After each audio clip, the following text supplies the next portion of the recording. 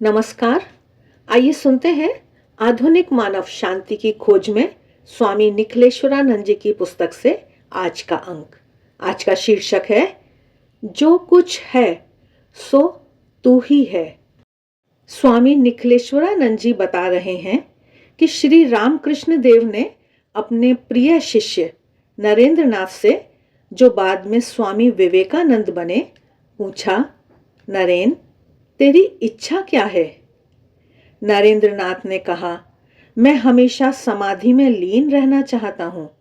शरीर की रक्षा के लिए बीच बीच में समाधि से बाहर आकर कुछ खाकर फिर समाधि के आनंद में लीन हो जाऊं, यही मेरी इच्छा है।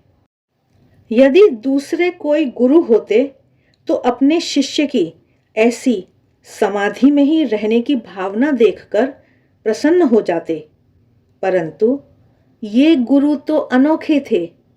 उन्होंने प्रसन्न होने के बदले कहा, अरे धिक्कार है तुझे। मैं तो चाहता था कि तू एक विशाल वट वृक्ष जैसा बने, जिसकी छाया में लाखों नर नारी शांति प्राप्त करें, परंतु तू तो केवल अपनी मुक्ति और अपने आनंद की ही कामना कर रहा है। अरे समाधि से भी उच्चतर एक स्थिति है। क्या तुम वह भजन नहीं गाते हो, जो कुछ है सो तू ही है? महाराज बता रहे हैं कि यह भजन मुगल बादशाह बहादुर शाह जफर ने लिखा था। श्री रामकृष्ण देव और नरेंद्र नाथ दोनों का यह प्रिय भजन था। वैसे तो यह एक सूफी गीत है, लेकिन इसमें वेदांत का दर्शन प्रकट होता है। सर्वव्यापक ईश्वर को संबोधित करके कवि कहता है, तुझसे हमने दिल को लगाया, जो कुछ है सो तू ही है। एक तुझको अपना पाया, जो कुछ है सो तू ही है।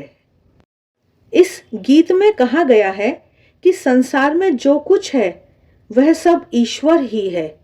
वह प्रत्येक में स्थित है, इसीलिए प्रत्येक जीव समान है। एक ही चैतन्य सत्ता समस्त जगत में व्याप्त है। वेदांत का यह सत्य कवि ने प्रकट किया है। आज के वैज्ञानिक भी अब समस्त जगत में व्याप्त एक ही चैतन्य सत्ता को स्वीकार करने लगे हैं। महान वैज्ञानिक श्रोडिंगर भी कहते हैं, consciousness is singular of which plural is unknown. चेतना एक ही है, वह अनेक नहीं हो सकती। श्री रामकृष्ण देव ने इस गीत द्वारा नरेंद्र को बताया कि केवल समाधि का आनंद पर्याप्त नहीं है। प्रत्येक में विद्यमान ईश्वर का अनुभव करना और उस ईश्वर की सेवा करना उससे भी बड़ी बात है। महाराज आगे बता रहे हैं कि एक दिन श्री रामकृष्ण देव ने भक्तों के साथ वैष्णव संप्रदाय की बात करते हुए कहा, नाम में रुचि, वैष्णवों की सेवा और जीव पर दया, ये तीन वैष्णव संप्रदाय के मुख्य उपदेश हैं। जीव पर दया बोलते बोलते वे भाव दशा में चले गए और फिर अर्ध बाह्य दशा में कहने लगे, जीव पर दया? पृथ्वी पर रेंगता हुआ एक क्षुद्र कीटाणु कीट दूसरे जीवों के प्रति दया दिखाए? तू भला दया दिखाने वाला है ही कौन? नहीं, प्रत्येक जीव शिव रूप है। जीव की शिव ज्ञान से सेवा करनी चाहिए।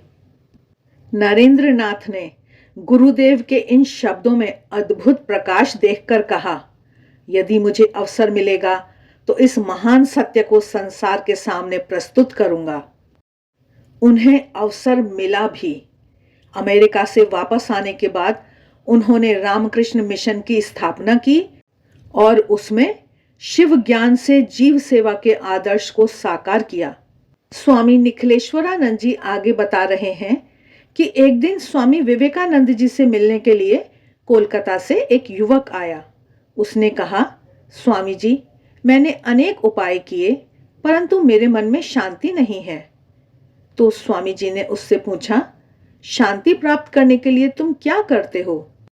युवक ने उत्तर दिया, मैं तो कमरे में खिड़की दरवाजे बंद करके आंखें बंद करके ध्यान में बैठकर मन को विचारों से शून्य करने का प्रयत्न करता हूं।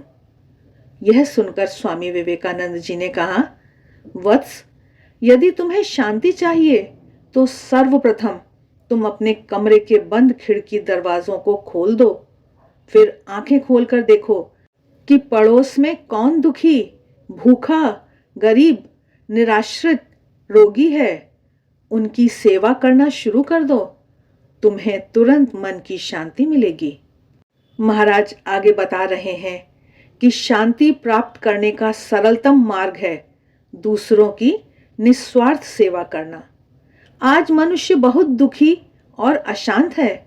उसका कारण उसकी स्वार्थ वृत्ति है। वह केवल अपना ही विचार करता है, अपना ही लाभ देखता है। इसलिए उसकी मनोवृत्ति अत्यंत संकुचित हो गई है।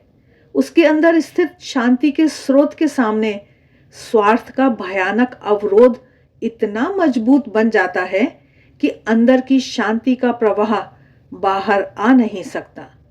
लेकिन यदि मनुष्य निस्वार्थ बन जाए, दूसरों की सेवा करे, तो उसे विशालता प्राप्त होती है। उसकी नकारात्मक वृत्तियां समाप्त हो जाती हैं और उसके अंदर की शांति का प्रवाह समग्र अस्तित्व पर छा जाता है। इसलिए यदि कोई थोड़ी भी निस्वार्थ भाव से सेवा करे तो तत्काल उसे शांति मिलती है। जो अपना समग्र जीवन दूसरों की निस्वार्थ भाव से सेवा करने में समर्पित कर देते हैं, उन्हें तो स्वयं भगवान भी मिल जाते हैं। इसीलिए स्वामी विवेकानंद ने अपनी पुस्तक राजयोग में निस्वार्थता पर बहुत जोर दिया है।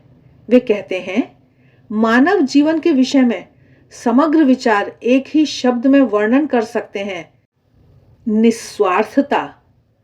आगे वे कहते हैं, हमें क्यों निस्वार्थ बनना चाहिए? इसका सच्चा उत्तर यह है कि यह जगत इस अनंत महासागर में एक बिंदु मात्र है, अनंत श्रृंखला की एक कड़ी मात्र है। अर्थात मनुष्य जो कुछ अन्य को देता है वही उसे वापस मिलता है, क्योंकि सभी एक ही तत्व से जुड़े हुए हैं।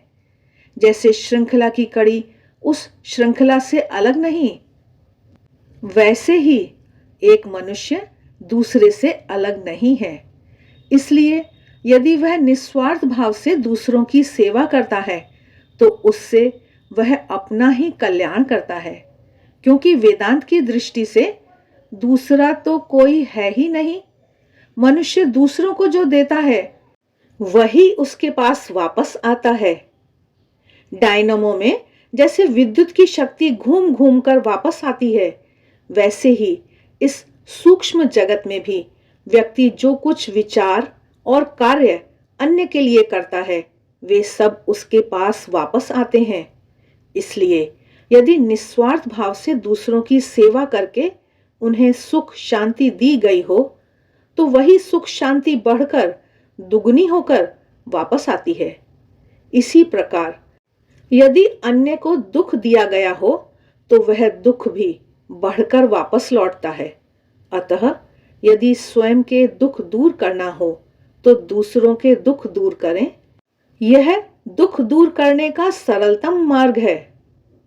जो लोग दूसरों में स्थित प्रभु की सेवा करते हैं, रोगी नारायण, दरिद्र नारायण, दुखी नारायण की सेवा करते हैं, उन्हें सेवा करते करते जो कुछ है सो तू ही है का दर्शन होने लगता है। इस प्रकार सेवा द्वारा उन्हें व्यापक ब्रह्म की अनुभूति होती है। समाधि द्वारा जो प्राप्त होता है उससे भी ऊंची विज्ञानमय अवस्था सेवा के द्वारा प्राप्त हो सकती है। महाराज आगे बता रहे हैं कि यदि अन्य की सेवा करने में कोई सक्षम ना हो तो उसे दूसरों के कल्याण के लिए प्रार्थना करनी चाहिए। इससे भी शांति प्राप्त होती है, क्योंकि दूसरों का कल्याण करना अपना ही कल्याण करना है। स्वामी विवेकानंद जी ने राजयोग में प्रार्थना की विधि बताई है। वे कहते हैं, सीधे तन के बैठो। सबसे पहले समग्र सृष्टि में पवित्र भावनाओं का प्रवाह भेजो। मन में बोलो, सब सुखी हों, सब निरोगी हों, सबको शांति मिले, सबका कल्याण हो। इस प्रकार पूर्व पश्चिम, उत्तर दक्षिण चारों दिशाओं में भावना भेजो। तुम जैसे जैसे इस भावना को बढ़ाओगे, वैसे वैसे अधिक लाभ होगा। अंत में तुम्हें अनुभव होगा कि अपने आप को स्वस्थ रखने का सरलतम उपाय है दूसरे लोग निरोगी रहें, ऐसी भावना करना, और अपने आप को सुखी करने का सरलतम उपाय है दूसरों को सुख मिले, ऐसा व्यवहार करना। इस प्रकार जो दूसरों को सुखी करते हैं, उन्हें फिर शांति की खोज में कहीं भटकना नहीं पड़ता है। स्वामी निखिलेश्वरानंद जी आगे बता रहे हैं कि एक सुंदर प्रार्थना है जिसमें दूसरों के दुख दूर करने की आकांक्षा की गई है, जो हम भी कर सकते हैं। न त्वहं कामये राज्यम न स्वर्गम न पुनर्भवम कामये दुखतप्तानां प्राणिनामार्ति नाशनम। मुझे राज्य नहीं चाहिए, स्वर्ग नहीं चाहिए, मोक्ष भी नहीं चाहिए। हे भगवान, दुखियों के दुख दूर करने की ही मेरी आकांक्षा है। जिसके हृदय में ऐसी आकांक्षा हो, उसके हृदय में सुख शांति सदा निवास करती है। आशा है आज का यह प्रसंग आपको अच्छा लगा है। आप सभी की मंगल कामना के साथ आज के लिए बस इतना ही। नमस्कार।